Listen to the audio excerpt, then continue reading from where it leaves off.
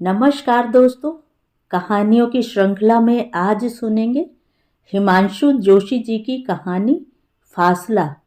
लेकिन उससे पहले मेरा आपसे विनम्र अनुरोध है कि अगर मेरे द्वारा सुनाई हुई कहानियाँ आपको अच्छी लगती हैं और आप मेरे चैनल पर पहली बार आए हैं तो मेरे चैनल को सब्सक्राइब ज़रूर करें, लाइक करें और अपने दोस्तों और परिचितों में शेयर भी करें। बेल आइकन दबाना बिल्कुल भी ना भूलें। आज सुनिए फासला। माथे पर रूखे घुंघराले बाल बिखरे हैं, काली काली झाइयों से घिरी आंखों में अजीब सी रिक्तता है। पुतलियों का गहरा नीला रंग मटमैला लग रहा है कच्चा रंग, जैसे अभी अभी धुल पुछ गया है। पहाड़ से कब आए? मैं जैसे पूछने भर के लिए पूछता हूँ, मात्र औपचारिकता से। अरसा हो गया। उसके सूखे होठों पर पपड़ी सी जमी है। सामने की ओर देखकर भी लगता नहीं कि वह कहीं देख रहा है। दृष्टि जैसे शून्य पर निराधार अटक गई हो। पहले क्या करते थे? करता क्या था? काम तो कहीं मिला नहीं। कितनी जगह सिर टकराया पर हाथ कुछ आया नहीं। बरेली में किसी ने कोयले के टाल में चौकीदारी पर लगा दिया था, परंतु उन लोगों ने 2 महीने बाद निकाल दिया, चोरी का इल्जाम लगाकर, ताकि तनख्वाह न देनी पड़े। जमाना ही ऐसा आ गया है, वह हताश होकर कहता है। अब तो सरकार ने पहाड़ों में भी अनेक रोजगार खोल दिए हैं। वहीं कोशिश करते, कुछ न कुछ तो हो ही जाता।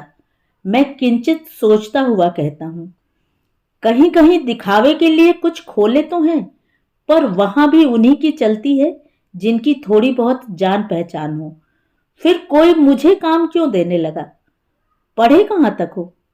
3 साल हो गए 10वीं पास किए, आगे क्यों नहीं पढ़ा? वह बड़ी मासूमियत से कहता है, पढ़ने को मन तो बहुत था, पर पढ़ता कैसे? 2 वक्त की रोटी का ही जुगाड़ नहीं था, फिर फीस कहां से भरता? किताबें कैसे खरीदता? उसके अलावा एक मुसीबत और थी। घर में मैं ही था ऐसा जो कुछ कमा सकता था। मैं पढ़ने चला जाता तो औरों का क्या होता?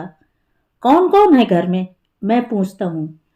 पिताजी को गुजरे 7-8 साल हो गए। भाई बहन छोटे छोटे हैं। माँ बीमार रहती है। मुझसे बड़ी एक बहन थी, पिछले साल उसने नदी में कूदकर आत्महत्या कर ली। क्यों की आत्महत्या? मैं अचरज से चौंक कर पूछता हूँ। उसके ससुराल वाले कसाई निकले, बिना बात उसे तंग करते थे, मारते पीटते थे। दिन भर काम कराने के बाद भी भरपेट खाना नहीं देते थे। तुम लोगों ने ऐसा न करने के लिए उनसे कभी कहा नहीं? पिताजी तो रहे नहीं, हम छोटे छोटे, हमारी सुनता ही कौन? उन्हें किसी का डर ही होता तो ऐसा जानवरों जैसा व्यवहार करते? वह ठंडी सांस भरता हुआ कहता है। वातावरण तनिक बोझिल होने लगा है, असह्य। मेरी निगाहें उसके धूल से सने खुरदुरे पांवों पर अटक जाती हैं। भूरे रंग की टूटी हवाई चप्पल जगह जगह से सिली हुई है। आगे का टुकड़ा टूटकर अलग होने को तैयार है। दिल्ली में कब से हो? इस चैत में 2 साल पूरे हो जाएंगे। रहते कहाँ हो? यहीं पास ही नेताजी नगर में दूर के रिश्ते के एक मामा है बीएसएफ में। उनके बरामदे में सिर छिपा लेता हूँ। बच्चे उनके पहाड़ में ही रहते हैं, इसलिए चौके बर्तन का काम कर देता हूँ। इसके एवज में 2 वक्त की रोटियां मिल जाती हैं। लगता है वे भी अब मुझसे तंग आ गए हैं। परसों कहते थे घर से भतीजा आने वाला है, इसलिए कहीं अपना बंदोबस्त कर लो। नौकरी के लिए कहीं कोशिश तो की होगी? मैं होगी पर अधिक जोर देता हुआ पूछता हूँ। कोशिश करते करते तो अब थक गया हूं। सचमुच वह रोने को हो जाता है। कभी कभी तो मन करता है कि रेल के इंजन के नीचे सिर दे दूं, पर जैसे ही घर का ख्याल आता है कांप कांप उठता हूं। मुझ पर ही उन्होंने सारी उम्मीदें लगा रखी हैं। मुझे कुछ हो गया तो वे सब क्या करेंगे? उसकी बुझी बुझी निस्तेज आंखों के कोर भीग जाते हैं। मैं पत्नी से चाय के लिए कहता हूँ, साथ में कुछ खाने के लिए भी। चिड़िया की तरह वह प्लेट में से चुपचाप दाल मोठ और तली हुई नमकीन मूंगफली के दाने बीनने लगता है। सिर झुकाए, निगाहें नीची किए, उसके रूखे हाथ की सूखी पतली अंगुलियां कांप सी रही हैं। बड़ी उम्मीद से आया हूं आपके पास। आपके अलावा हमारी तरफ का और है भी कौन? माथा ऊपर उठाकर वह मेरी ओर देखता है। मैं उसे तरह तरह से आश्वासन देता हूं कि कहीं कुछ बन सका तो अवश्य कोशिश करूंगा। वह कभी कभी आता जाता रहे। उसकी निगाह में कहीं कोई जगह हो तो मुझे सूचित करे। मैं अपनी ओर से भरसक प्रयत्न करूंगा। इसके कुछ ही दिन बाद सुबह सुबह कोई दरवाजा खटखटाता है। द्वार खोलकर देखता हूं, उसका बीएसएफ में काम करने वाला रिश्तेदार सामने खड़ा है। कह रहा है, सदानंद का रिंग रोड के चौराहे पर एक्सीडेंट हो गया है। सफदरजंग अस्पताल में अभी अभी ऑपरेशन होना है। आप चल सके तो थोड़ा धीरज रहेगा। आपकी कुछ जान पहचान तो होगी ही।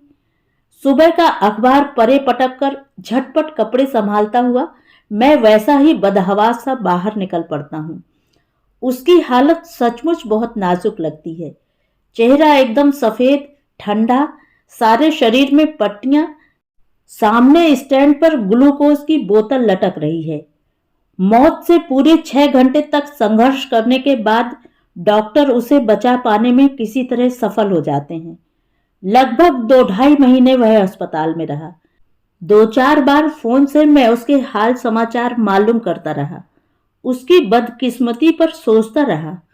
इसे कहते हैं भाग्य। जब कर्म करने लायक स्थिति में ही काम नहीं मिल पाया तो अब कैसे करेगा गुजारा।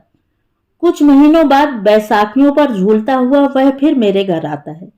मेरे सामने खड़ा हो जाता है, प्रश्नवाचक चिन्ह की तरह। क्या हाल है अब? मैं उसकी ओर देख नहीं पाता। सब ठीक है, वह मुस्कुराता हुआ कहता है। कहाँ रह रहे हो आजकल? यहीं पास ही कृष्णनगर में।